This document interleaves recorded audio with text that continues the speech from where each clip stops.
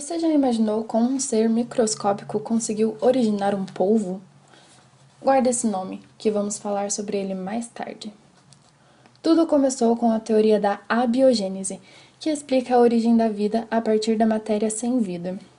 Mas então surgiu a teoria biogênese, que contrapõe a teoria antiga, dizendo que todos os seres vivos são originados de outros seres vivos pré-existentes. Aqui vão alguns filos para tentarmos entender como as coisas funcionam.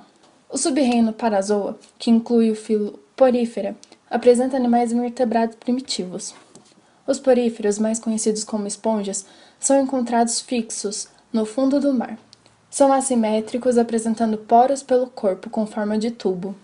Apesar do filo Porífera não apresentar características que os outros animais possuem, tais como tecidos verdadeiros, simetria corporal, sistema nervoso e sistema digestivo, esses quase animais são incluídos no reino animal.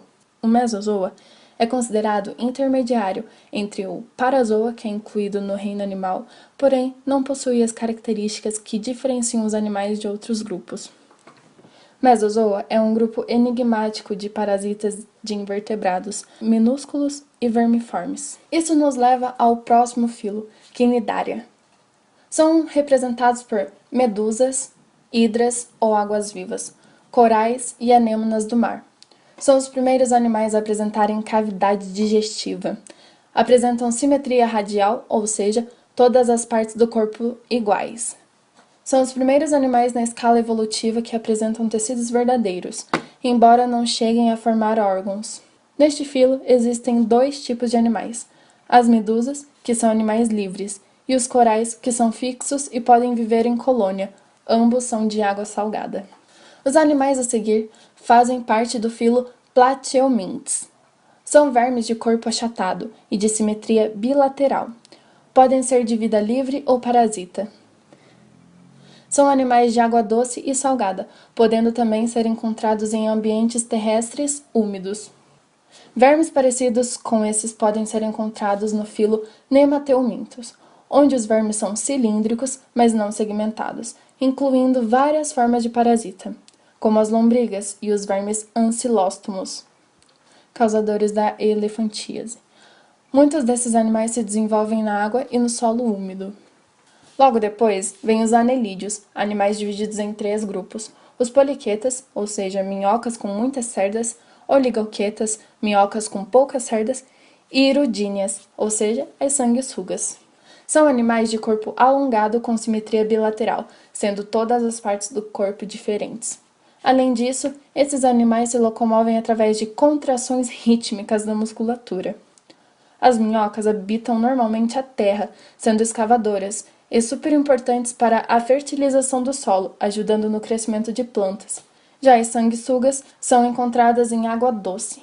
Assim, passamos para o filo Molusca, que é o segundo maior grupo de animais em número de espécies.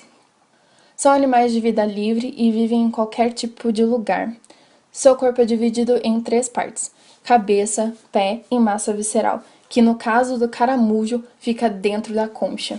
São de corpo mole, sem segmentações e de simetria bilateral.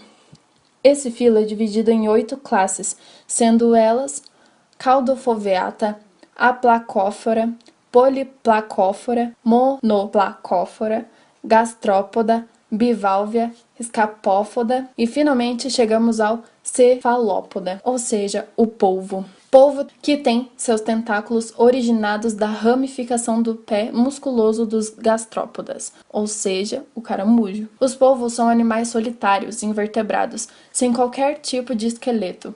Sua reprodução é sexuada e apresenta um desenvolvimento direto, ou seja, nascem com a aparência igual ao dos adultos.